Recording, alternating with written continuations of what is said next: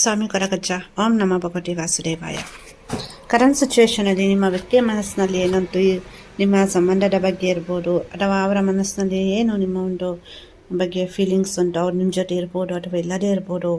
Current ಸಿಚುವೇಶನಲ್ಲಿ breakup ಆಗಿರ್ಬೋದು, ಅಥವಾ ಅವರಿಗೆ ನಿಮ್ಮನ್ನು ಡಿಲೇ ಆಗದೇ ಇರ್ಬೋದು, ಅಥವಾ ನಂಬರ್ ಬ್ಲಾಕ್ ಮಾಡಿರ್ಬೋದು, ಅಥವಾ ಕರೆಕ್ಟಾಗಿ ನಿಮಗೆ ರೆಸ್ಪಾನ್ಸ್ ಮಾಡದೇ ಇರ್ಬೋದು. ಹಾಗಾದರೆ ಇಲ್ಲಿ ಥರ್ಡ್ ಪಾರ್ಟಿ ಸಿಚುವೇಶನ್ ಉಂಟಾ, ಅಥವಾ ಏನಾದರೂ ಸಮಸ್ಯೆ ಉಂಟಾ, ಏನಕ್ಕೆ ಈ ರಿಲೇಷನ್ಶಿಪ್ಪಲ್ಲಿ ಈ ಥರ ಆಗ್ತಾ ಉಂಟು? ಯಾವುದಾದ್ರೂ ಒಂದು ಪ್ರಶ್ನೆಯನ್ನು ಇಟ್ಕೊಂಡು ಮನಸ್ಸಿನಲ್ಲಿ, ಸೊ ನಿಮಗೆ ಯಾವ ಪ್ರಶ್ನೆಗೆ ಉತ್ತರ ಬೇಕು ಅದನ್ನು ಆಲೋಚನೆ ಮಾಡಿ.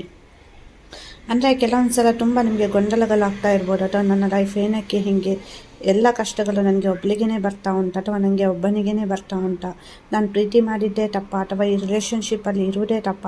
ಸೊ ನೀವು ಸಿಂಗಲ್ ಆಗಿರ್ಬೋದು, ಅಥವಾ ಮ್ಯಾರೇಜ್ ಆದವರು ಕೂಡ ಇಲ್ಲಿ ವಿಡಿಯೋ ನೋಡ್ತಾ ಇದ್ದೀರಾ. ಸೊ ಜನರಲ್ ಆಗಿರುತ್ತೆ ಇದು ರೀಡಿಂಗ್. ಪರ್ಸ್ನಲ್ ರೀಡಿಂಗ್ ಬೇಕು ಅಂದರೆ ಕಮೆಂಟಲ್ಲಿ ಹೇಳಿ. ಪರ್ಸ್ನಲ್ ರೀಡಿಂಗಿಗೆ ನೀವು ಅಮೌಂಟ್ ಪೇ ಮಾಡಬೇಕಾಗುತ್ತೆ, ಅದು ನಿಮ್ಮದೇ ರೀಡಿಂಗ್ ಆಗಿರುತ್ತೆ. ಬಟ್ ಇದು ಜನರಲ್ ರೀಡಿಂಗ್ ಆಗಿರುತ್ತೆ.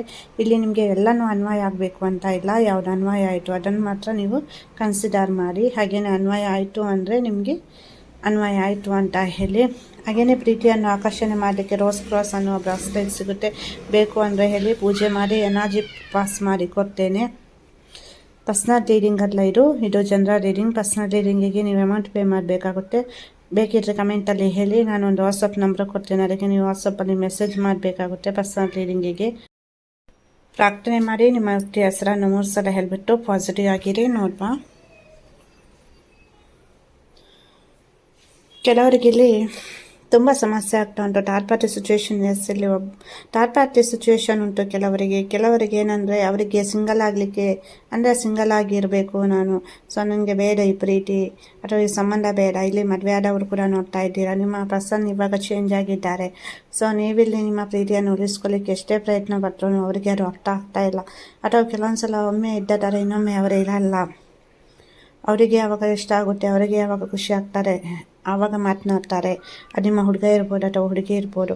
ಇಲ್ಲಿ ಥರ್ಡ್ ಪಾರ್ಟಿ ಸಿಚುವೇಶನ್ ಅಂದರೆ ಬೇರೆ ಹುಡುಗ ಅಥವಾ ಬೇರೆ ಹುಡುಗಿ, ಅಥವಾ ಫ್ಯಾಮಿಲಿ ರಿಲೇಟೆಡ್ ಮದರ್ ಇಶ್ಯೂ ಇರ್ಬೋದು, ಅಥವಾ ಫ್ಯಾಮಿಲಿ ರಿಲೇಟೆಡ್ ಸಮಸ್ಯೆ ಆಗ್ತಾ ಇರ್ಬೋದು, ಸ್ಟಕ್ ಎನರ್ಜೀಸ್ ಇರ್ಬೋದು, ಫಿನಾನ್ಷಿಯಲ್ ಕಂಡೀಷನ್ ಓಕೆ ಇಲ್ಲದೇ ಇರ್ಬೋದು, ಅಥವಾ ಸಮಾಜದಲ್ಲಿ ನನಗೆ ಒಂದು ಗೌರವ ಉಂಟು, ಸೊ ಇವರನ್ನು ನಾನು ಪ್ರೀತಿ ಮಾಡಿ ಅಥವಾ ಇವರ ಜೊತೆ ನಾನು ರಿಲೇಷನ್ಶಿಪ್ಪಲ್ಲಿದ್ದು ಆ ಒಂದು ಸ್ಟೇಟಸ್ ನಂದು ಹಾಳಾಗುತ್ತಾ ಅನ್ನೋ ಒಂದು ಆಲೋಚನೆ ಇರ್ಬೋದು. ಸೊ ಅದರ ಬಗ್ಗೆ ನಿಮಗೆ ಹೇಳಿರ್ಬೋದು. ಸೊ ಇದು ಜನರಲ್ ರೀಡಿಂಗ್ ನೋಡಿ, ನಿಮಗೆ ಯಾವ್ದು ಅನ್ವಯ ಆಯಿತು ಅದನ್ನು ಮಾತ್ರ ಕನ್ಸಿಡರ್ ಮಾಡಿ. ಏನಕ್ಕಂದರೆ ನೀವು ಎಲ್ಲವೂ ನನಗೆ ಅನ್ವಯ ಆಗುತ್ತೆ ಅಂತ ಕೆಲವರು ಬೇಸರ ಮಾಡ್ಕೊಳ್ತೀರಾ. ಸೊ ಹಾಗಲ್ಲ, ಇದು ಜನರಲ್ ರೀಡಿಂಗ್. ಅಂದರೆ ಕೆಲವೊಂದು ನಿಮಗೆ ನಾನು ಪ್ರಾರ್ಥನೆ ಮಾಡಲಿಕ್ಕೆ ಹೇಳ್ತೇನಲ್ಲ, ಆವಾಗ ಪ್ರಾರ್ಥನೆ ಮಾಡಲಿರ್ತೀರಲ್ಲ, ರೀಡಿಂಗಲ್ಲಿ ನೋಡುವಾಗ ಎಸ್ ಇದು ನನಗೆ ಹೇಳ್ತಾ ಇರೋದು ಅಕ್ಕ ಅಂತ ಗೊತ್ತಾಗುತ್ತೆ. ಬಟ್ ಪರ್ಸ್ನಲ್ ರೀಡಿಂಗ್ ಅದು ನಿಮ್ಮದೇ ರೀಡಿಂಗ್ ಆಗಿರುತ್ತೆ. ಇಲ್ಲಿ ಏನಂದರೆ ಕೆಲವೊಂದು ಸಲ ಆನ್ ಆ್ಯಂಡ್ ಆಫ್ ಸಿಚುವೇಶನ್ ಇತ್ತು, ಬಟ್ ಕೆಲವೊಂದು ಸಲ ಅವರು ಖುಷಿಯಾಗಿ ಇರ್ತಾರೆ, ಮಾತನಾಡ್ತಾರೆ. ನೀವೇ ಬೇಕು ಅಂತ ಬಂದವರು ಇವಾಗ ನಿಮ್ಮನ್ನು ತುಂಬ ಅವಾಯ್ಡ್ ಮಾಡ್ತಾ ಇದ್ದಾರೆ, ನಿಮಗೆ ಸರಿಯಾಗಿ ಟೈಮ್ ಕೊಡ್ತಾ ಇಲ್ಲ, ಅಥವಾ ಅವರಿಗೆ ನಿಮ್ಮ ಜೊತೆ ಮಾತನಾಡಲಿಕ್ಕೂ ಇಷ್ಟ ಇಲ್ಲದೇ ಇರ್ಬೋದು. ಅಥವಾ ಕೆಲವೊಂದು ಸಲ ತುಂಬ ಚೆನ್ನಾಗಿ ಮಾತನಾಡ್ತಾರೆ. ಇಲ್ಲಿ ಏನಂದರೆ ಒಂದು ಕಾರ್ಮಿಕ್ ಎಂಡ್ ಅಥವಾ ಕಾರ್ಮಿಕ್ ಡೆತ್. ಸೊ ಇಲ್ಲಿ ಒಂದು ಕರ್ಮ ಬ್ರೇಲೋ ಅಂದರೆ ಕರ್ಮ ಕ್ಲಿಯರೆನ್ಸ್ ಆಗಿರಬೇಕು. ಸೊ ಹಾಗಾಗಿ ಇಲ್ಲಿ ಸಮಸ್ಯೆ ಆಗ್ತಾ ಉಂಟು, ಅದು ಕ್ಲಿಯರ್ ಆಗಬೇಕು. ಪಾಸ್ಟ್ ಲೈಫ್ ಕರ್ಮಾಸ್ ಇರ್ಬೋದು, ಕೆಲವೊಂದು ಜಾತಕದಲ್ಲಿರುವಂತಹ ದೋಷಗಳಿರ್ಬೋದು, ಅಥವಾ ನಿಮ್ಮ ಒಂದು ನೆಗೆಟಿವ್ ಎನರ್ಜಿಯನ್ನು ನೋಡಿ. ಕೆಲವೊಂದು ಸಲ ನೀವು ಮಾಡುವಂತಹ ಸಣ್ಣ ಪುಟ್ಟ ವಿಷಯಗಳು ಎಷ್ಟೋ ಸಮಸ್ಯೆಗಳನ್ನು ಬರುತ್ತೆ, ಮತ್ತು ಈಗೋ ಸಮಸ್ಯೆ ಇರ್ಬೋದು. ಸೊ ಏನಂದರೆ ನಿಮ್ಮ ವ್ಯಕ್ತಿ ಅವರು ನಿಮ್ಮ ಮಾತನ್ನು ಕೇಳಲಿಕ್ಕೆ ರೆಡಿ ಇಲ್ಲ, ಅವರು ಹೇಳೋದನ್ನು ನೀವು ಕೇಳಬೇಕು, ಹೌದು ಅಲ್ವಾ? ಸೊ ಇಲ್ಲಿ ನೀವೇನೇ ಹೇಳಿದ್ರೂ ಅವರು ಅದನ್ನು ಒಪ್ಕೊಳ್ಳಿಕ್ಕೆ ರೆಡಿ ಇಲ್ಲ, ಅವರಿಗೆ ಬಾಯಿಗೆ ಬಂದ ಥರ, ಅವರಿಗೆ ಇಷ್ಟ ಬಂದ ಥರ ಮಾತನಾಡ್ತಾರೆ. ಸೊ ಏನಂದರೆ ನೀವು ಅವರ ಕಂಟ್ರೋಲಲ್ಲಿ ಇರಬೇಕು ಅಂತ. ಬಟ್ ನಿಮಗೆ ಏನಂದರೆ ಸೊ ಅವರು ಬೇಕು, ಬಟ್ ಅವರು ನನ್ನನ್ನು ಅಷ್ಟು ಕಂಟ್ರೋಲಲ್ಲಿ ಇಟ್ಕೊಳ್ಬಾರ್ದು, ಅಥವಾ ಅವ್ರು ನನ್ನನ್ನು ಅರ್ಥ ಮಾಡ್ಕೊಳ್ಬೇಕು, ನನಗೂ ಒಂದು ಮನಸ್ಸುಂಟು, ಅವ್ರು ಸ್ಪಂದಿಸಬೇಕು ಅನ್ನೋದು.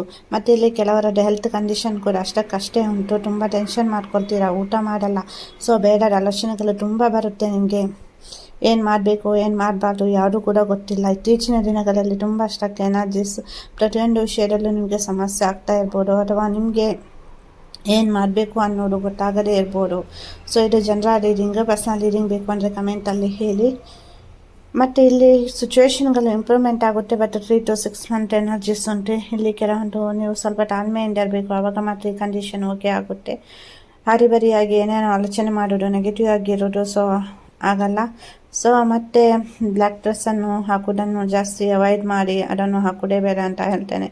ಸೊ ಕೆಲವ್ರಿಗೆ ಬ್ಲ್ಯಾಕ್ ಕಲರ್ ಅಂದರೆ ಇಷ್ಟ, ಬಟ್ ಇದು ನೆಗೆಟಿವ್ ಎನರ್ಜಿಯನ್ನು ಹೀರ್ಕೊಳ್ಳುತ್ತೆ. ನಿಮ್ಮ ಸುತ್ತಮುತ್ತ ಎಲ್ಲಿಯಾದರೂ ನೆಗೆಟಿವ್ ಎನರ್ಜಿ ಇರುವಾಗ ಪಾಸಿಟಿವ್ ಆಗಿರಬೇಕು. ಹಾಗೆಯೇ ಓಂ ಪ್ರೇಮ್ ಕಾಮದೇವಾಯ ನಮಃ, ಓಂ ಪ್ರೇಮ್ ಕಾಮದೇವಾಯ ನಮಃ ಈ ಒಂದು ಮಂತ್ರವನ್ನು ಡೈಲಿ 108 ಬಾರಿ ನಿಮ್ಮ ಹುಡುಗ ಅಥವಾ ಹುಡುಗಿಯನ್ನು ನೆನಪು ಮಾಡಿಕೊಂಡು ಹೇಳ್ತಾ ಬನ್ನಿ. ಸೊ ನಿಮ್ಮ ರಿಲೇಷನ್ಶಿಪ್ಪಲ್ಲಿರುವಂತಹ ಸಮಸ್ಯೆಗಳು ದೂರ ಆಗುತ್ತೆ.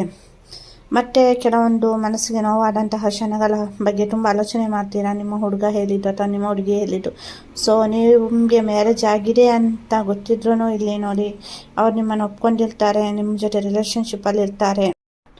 ಆದರೆ ಇವಾಗ ತುಂಬ ಚೇಂಜ್ ಆಗಿದ್ದಾರೆ, ಅಂದರೆ ನಿಮ್ಮದೇ ತಪ್ಪು ಅನ್ನೋ ಥರ, ಅದು ನಿಮ್ಮ ಹುಡುಗ ಇರ್ಬೋದು ಹುಡುಗಿ ಇರ್ಬೋದು. ಸೊ ನಿಮ್ಮ ಮನಸ್ಸಿಗೆ ನೋವಾಗೋ ಥರ ಮಾತನಾಡ್ತಾ ಇದ್ದಾರೆ.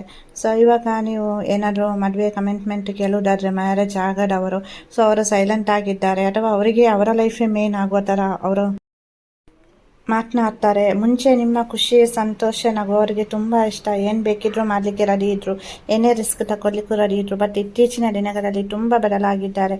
ಸೊ ಕೆಲವೊಂದು ತಿಂಗಳುಗಳಿಂದ ಇರ್ಬೋದು. ಸೊ ಇದು ಜನರಲ್ ರೀಡಿಂಗ್ ಆಗಿರುತ್ತೆ. ಪರ್ಸ್ನಲ್ ರೀಡಿಂಗ್ ಬೇಕು ಅಂದರೆ ಹೇಳಿ. ಹಾಗೆಯೇ ನಾನು ಹೇಳಿದಂತಹ ಮಂತ್ರವನ್ನು ಡೈಲಿ 108 ಬಾರಿ ಹೇಳ್ತಾ ಬನ್ನಿ. ಪಾಸಿಟಿವ್ ಆಗಿರಿ. ಏನೇ ಒಂದು ವಿಷಯ ಇದ್ರೂ ನನ್ನ ಜೊತೆ ಶೇರ್ ಮಾಡ್ಬೋದು.